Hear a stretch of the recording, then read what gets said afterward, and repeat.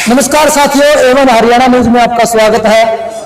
फिलहाल की बात करें तो फिलहाल बरवाला शहर में फिलहाल मैं मौजूद हूं और बीजेपी कार्यालय में मौजूद हूं। आप लोगों ने पता है कि चुनावी सरगर्मियां बिल्कुल तेज है और जितने भी प्रत्याशी लगातार मैदान में जा रहे हैं और वोटों की अपील करते हुए नजर आ रहे हैं। सभी पार्टियों के कार्यकर्ता वोटों की अपील करते हुए नजर आ रहे हैं। तो फिलहाल हमारे साथ बुरा साहब है, रामपुर बुरा जी। तो बातचीत करेंगे बुरा साहब ने किस तरीके का चुनाव प्रचार चला हुआ है। कोई बात नहीं सर, बुरा साहब अपना परिचय दे दीजिए।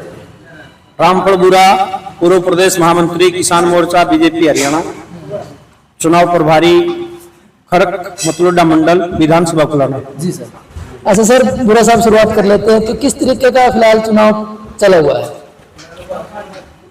कुलाना विधानसभा के नाते यदि मैं बात करूं तो निश्चित रूप से 8 तारीख को कुलाना विधानसभा में हम कमल का फूल खिलाने जा रहे हैं।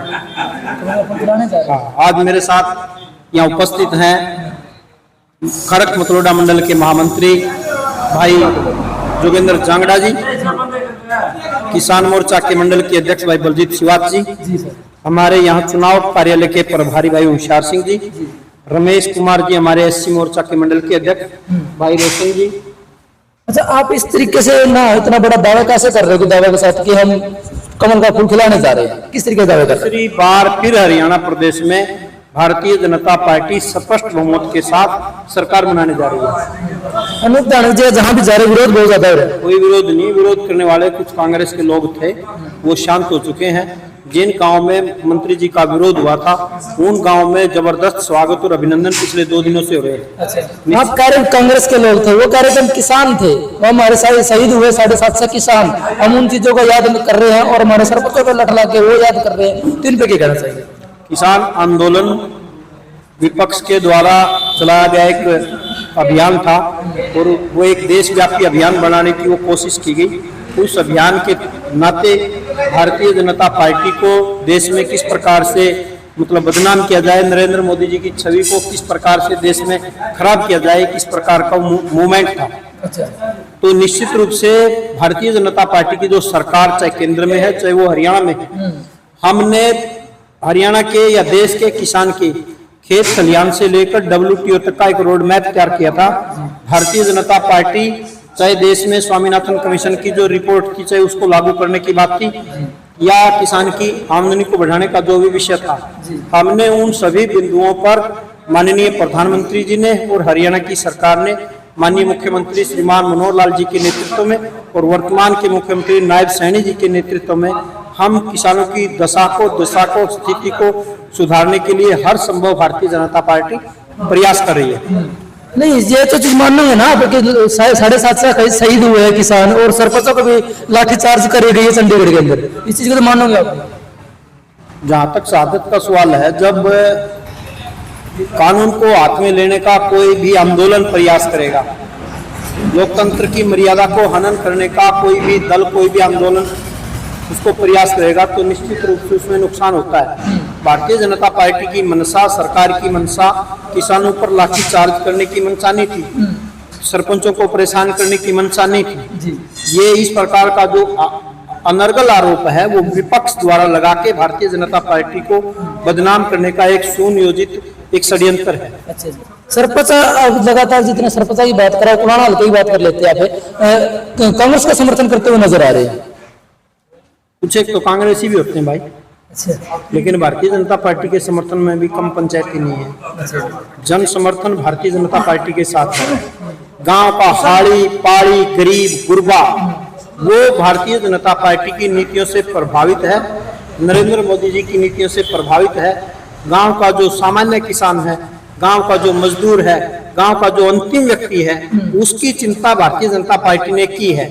भारतीय जनता पार्टी का एक मिशन था अंत्योदय मिशन, समाज के अंतिम से अंतिम और वंचित से वंचित व्यक्ति तक सरकार की योजनाओं को पहुंचाना और उसको लाभ देना और उसके सत्तर को उठाना, ये मोदी जी की भारतीय जनता पार्टी का एक मिशन था, अंत्योदय मिशन।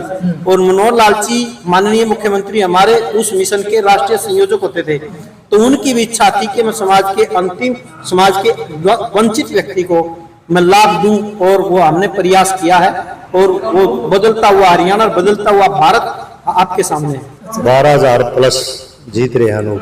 अनूप जी हाँ, आगे आगे इलेक्शन चलता रहे, लोग जुड़ते जा रहे हैं लगातार। सेलवाल जी में अगर बात करें, सेलवाल जी नहीं हो घटते, वो एक बात है, वो तो एक दिखावा था लोगों का, वो तो एक दिखावा था। एक उन यूनियन करके ने काले झंडे दिखाना, 5-10 बालक भाई आगे करना, माहौल बिगाड़ना, अपना माहौल करना, ये तो एक वही बालक है। वो अनूप के साथ दिखाई दिए 2-3 दिन में, वही बालक है। अच्छे प्रोग्राम मैंने बदाऊं गांव का, डेढ़ गांव का सर्वे किया था। जी। ये कह रहे कि जब हमारा गांव में पानी चढ़ा तो अनूप धानक बाहर की बाहर चला गया। ना जब मैं पानी के बीच में खड़े थे, हमें पीछे थे। अच्छा, आप साथ में- हाँ, मैं पीछे खड़ा था जमा।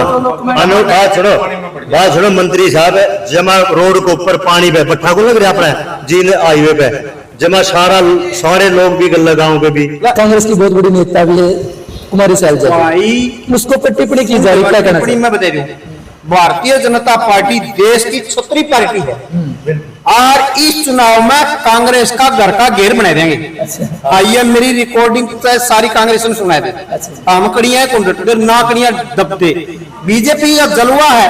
रात को देश का प्रधानमंत्री न्यूयॉर्क में भाषण सुना, कांग्रेस वाला ने भी मैं खूब कान खोल के सुन लो, देश का प्रधानमंत्री रात्रि न्यूयॉर्क में था, भारत का जलवा था, भारत का जलवा।